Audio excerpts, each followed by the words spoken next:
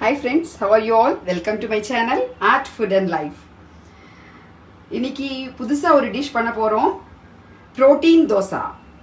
Mixed vegetable protein dosa. இது ரொம்ப very healthy, protein rich. குழந்தைங்களுக்கு ரொம்ப நல்லா இருக்கும், டேஸ்டும் நல்லா இருக்கும். குழந்தைங்களுக்கு இது கண்டிப்பா பண்ணி கொடுங்க எல்லாரும். ஓகேங்களா? இன்னைக்கு அதுதான் பண்ண போறோம். आज मैं बनाने वाली हूँ protein rich mixed vegetable dosa, protein dosa. So उसके लिए इंग्रेडिएंट्स में बताती हूँ. अभी बेसन, கடலை மாவு 1 கப் எடுத்திருக்கேன். கடலை மாவு 1 கப், बेसन 1 கப். அப்புறம் மக்காய் का आटा, சோள மாவு 1 கப் எடுத்திருக்கேன். மஞ்சப்பொடி 1 டீஸ்பூன், மிளகு பொடி 1 டீஸ்பூன், பெருங்காயம் 1 டீஸ்பூன், உப்பு தேவையான அளவு. All vegetables, carrot, potato, tomato, onion, capsicum, sweet corn, matar, green chilli, தனியா பத்தா. So all vegetables are here. இதை எல்லாத்தையும் வச்சு நம்ம இப்போ நான் எப்படி இந்த தோசைக்கு மாவு முதல்ல ப்ரிப்பேர் பண்ண போகிறோம். மாவு எப்படி ப்ரிப்பேர் பண்ணுறோன்னா, முதல்ல 1 கப் கடலை மாவு, 1 கப் बेसन का आटा, 1 கப் மக்காய் का आटा, சோள மாவு போடுறேன். அப்புறம் மஞ்சப்பொடி போடுறேன்.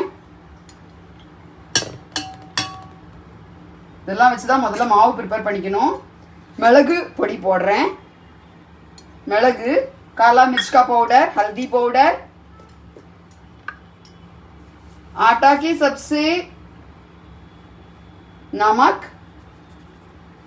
वेजिटेबल्स के सबसे नमक, 2 बार नमक डाल रही हूं.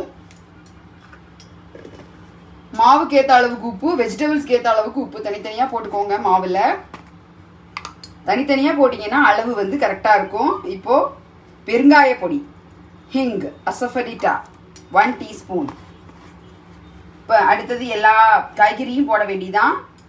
அதுக்கு முன்னாடி நான் என்ன பண்ணுறேன், லைட்டாக தண்ணி ஊற்றி இந்த மாவை கரைக்கிறேன். இது மாதிரி மாவை கொஞ்சம் கொஞ்சமாக தண்ணி ஊற்றி கலந்துக்கணும்.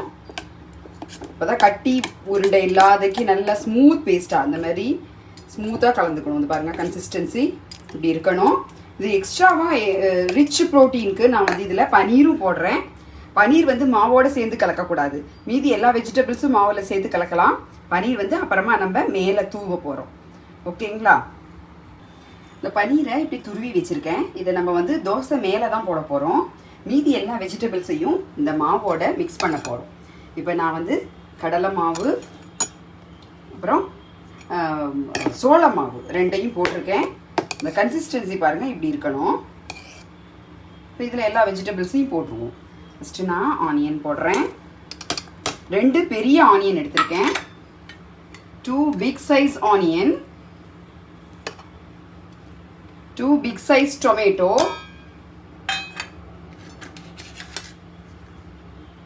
1 big size carrot and 1 small potato.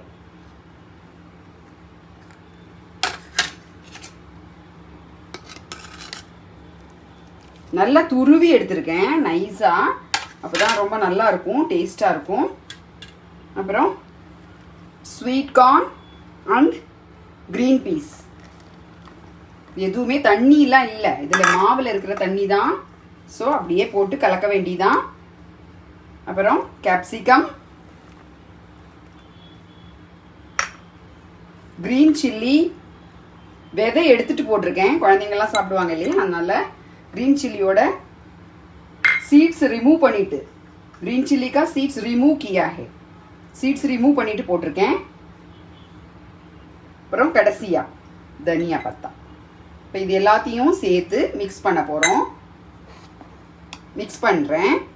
இப்போ பாருங்கள், எல்லா வெஜிடபிள்ஸையும் போட்டு நல்லா மிக்ஸ் பண்ணிட்டேன். இந்த கன்சிஸ்டன்சி இப்படி தான் இருக்கணும், கொஞ்சம் கெட்டிமாக இருக்கணும்.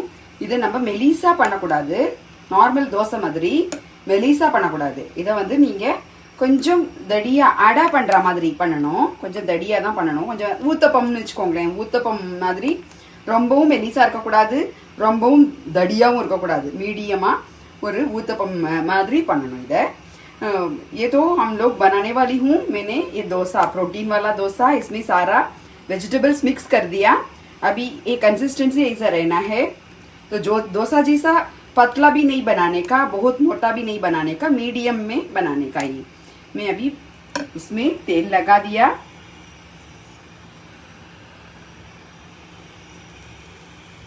अभी तवा गरम होने के बाद, तवा गरम हो गया क्या, पानी डालेंगे तो इसमें शिप होता है. अभी तवा गरम हो गया. இப்போ பாருங்க தோசைக்கல் நல்லா காஞ்சிருச்சு. இதில் வந்து எப்படி ஊற்றுறேன்னு பாருங்க. எல்லா வெஜிடபிள்ஸும் போட்டிருக்கோம். அப்புறம் இதில் க்ரீன் சில்லி போட்டிருக்கு, மிளகு போட்டிருக்கு, வேணும்னா ஜீரகமும் போட்டுக்கங்க. ஜீரகம் இல்லை ஓமம் போடலாம். ஓமம் இல்லைன்னா ஜீரகம் இதில் சேர்த்துக்கலாம். இஞ்சி வேணுங்கிறவங்க இஞ்சி போட்டுக்கலாம். இஞ்சி போடலை, இஞ்சி வேணும்னா போட்டுக்கலாம். கொஞ்சம் தடியாக தான் பார்க்கணும். இதை இவ்வளோ ஹெல்தி. இது protein rich and vegetables also here. So this is very very healthy. பசங்களுக்கு, குழந்தைங்களுக்கு ரொம்ப ரொம்ப நல்லது. இது மாதிரி பண்ணி கொடுங்க. ப்ரோட்டீன் தோசை இது. ஸோ பாருங்கள், இதில் இப்போ நான் எண்ணெய் ஊற்றுறேன். அடுப்பை சின்னதாக வச்சு ஒரு 2 மினிட்ஸ் நல்லா மூடி வேக விடணும். ஏன்னா இது வந்து மூடி வேக விட்டால் தான் இதனுடைய வெஜிடபிள்ஸ்லாம் நம்ம பச்சையாக தான் போட்டிருக்கோம், வதக்கிட்டு போடலை. ஸோ நம்ம நல்லா மூடி வச்சு எண்ணெய் ஊற்றியாச்சு. இப்போ இதை மூடி வச்சு கொஞ்சம் ஒரு 2 மினிட்ஸ் வேக விட போகிறோம்.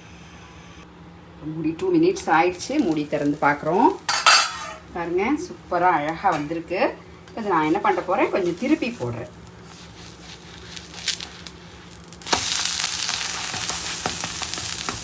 அடை மாதிரி தான் இருக்கும், ஆனால் ரொம்ப ரொம்ப ரொம்ப ரொம்ப டேஸ்டியாக இருக்கும். குழந்தைங்களுக்கு ரொம்ப ரொம்ப ரிச் ப்ரோட்டீன் கிடைக்குது. ஸோ இது கண்டிப்பாக குழந்தைங்களுக்கு பண்ணி கொடுங்க, ரொம்ப நல்லது உடம்புக்கு. இப்போது இதை மறுபடியும் இதில் வந்து நான் என்ன பண்ண போகிறேன், கொஞ்சமாக பன்னீர் தூவுறேன் மேலே. பன்னீர் பிடிக்காதவங்களுக்கு வெறுமை பண்ணி கொடுக்கலாம். பன்னீர் சாப்பிட்ற குழந்தைங்களுக்குலாம் வந்து நல்ல பன்னீர் ரிச்சாக போட்டு நிறைய பன்னீர் சீஸ் கூட போடலாம். இதில் முசரில்லா சீஸ் போடலாம். அது பார்த்தீங்கன்னா பீஸா மாதிரியே இருக்கும், சூப்பராக இருக்கும், குழந்தைங்களுக்கு ரொம்ப பிடிக்கும். ஸோ நிறைய பன்னீர் சீஸு ரெண்டும் போடலாம். இதில் ரெண்டும் போட்டு நீங்கள் சூப்பராக பண்ணி கொடுக்கலாம். ஸோ நிறைய நான் பன்னீர் போடுறேன். இப்போ கொஞ்சமாக அது மேலே மறுபடியும் எண்ணெய் ஊற்றிட்டு கொஞ்சம் மூடி வைக்கிறேன்.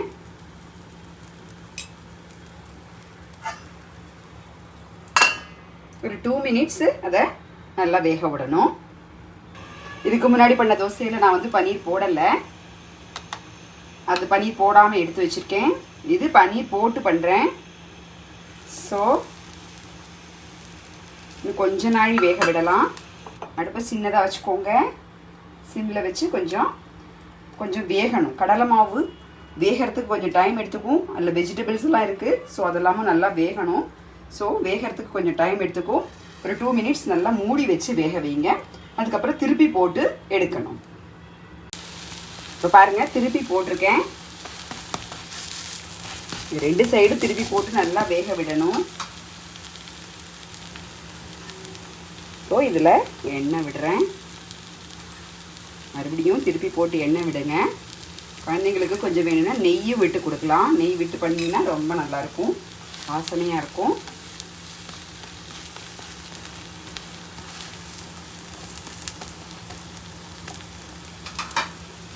பாருங்க, கலர்ஃபுல்லாக சூப்பராக இருக்கும். So protein dosa ready. இதில் எல்லா வெஜிடபிள்ஸும் இருக்குது, கடலை மாவு இருக்குது, இதோ மேலே பன்னீர். பாருங்கள் எவ்வளோ கலர்ஃபுல்லாக சூப்பராக இருக்குன்னு. இதுக்கு சாம்பார் எது வேணாலும் தொட்டுன்னு சாப்பிடலாம். இதுக்கு தொட்டுண்டு எதுவுமே சாப்பிடணும்னு அவசியம் கிடையாது. இதில் எல்லா வெஜிடபிள்ஸு பனீர் எல்லாமே ரொம்ப ரிச் ப்ரோட்டீன் இருக்கிறதுனால இதுக்கு மிளகா போட்டிருக்கேன், பச்சை மிளகா காரத்துக்கு மிளகு பொடி போட்டிருக்கேன். ஸோ அதனால் தொட்டுக்கிறதுக்கு எதுவும் தேவைப்படாது. இருந்தாலும் உங்களுக்கு வேணும்னாக்க இந்த மாதிரி அரைச்சி விட்ட சாம்பார், இந்த மாதிரி கூட்டு இதெல்லாம் வந்து இதுக்கு நல்லா சூப்பராக இருக்கும். சட்னி, ரெட் சட்னி நான் அப்புறமா அடுத்த வீடியோவில் போடுறேன். ரெட் சட்னி, அதாவது டொமேட்டோ ஆனியன் சட்னி, அதுதான் நாங்கள் ரெட் சட்னின்னு சொல்லுவோம். ஸோ அது மாதிரிலாம் வந்து தேங்காய் சட்னி இதெல்லாமே இதுக்கு ரொம்ப பெஸ்ட் காம்பினேஷன். எது வேணாலும் சாப்பிடலாம் தொட்டுண்டு. நான் சாம்பாரோட தொட்டுண்டு சாப்பிட்றதுக்கு வச்சுருக்கேன். So protein rich dosa, mixed vegetable protein dosa ready. Please subscribe my channel Art Food and Life. Please share with your friends. Please comment. Okay, bye bye. See you in the next video. Bye.